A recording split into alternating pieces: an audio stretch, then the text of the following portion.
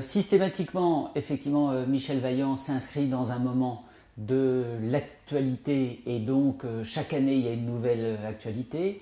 Au tome précédent, le partenariat avait été monté avec le WTCC puisque effectivement Michel Vaillant courait et qu'une Vaillante avait été construite. Là, avec Venturi qui tentait son record sur le lac Salé d'être associé à cette aventure, c'était juste une opportunité formidable.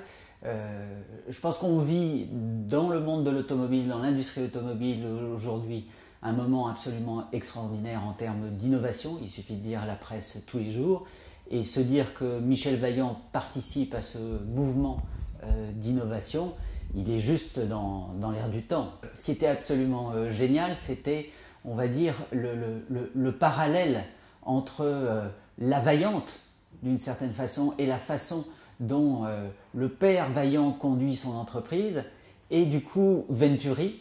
À la limite, les noms des deux sociétés commencent par la même lettre déjà, et c'est vrai que ce sont deux PME dans ce monde mondialisé de l'automobile qui essayent de tracer leur route, et donc l'association elle était juste naturelle. L'idée d'un homme est de devenir un innovateur dans un monde de l'automobile qui est aussi compétitif.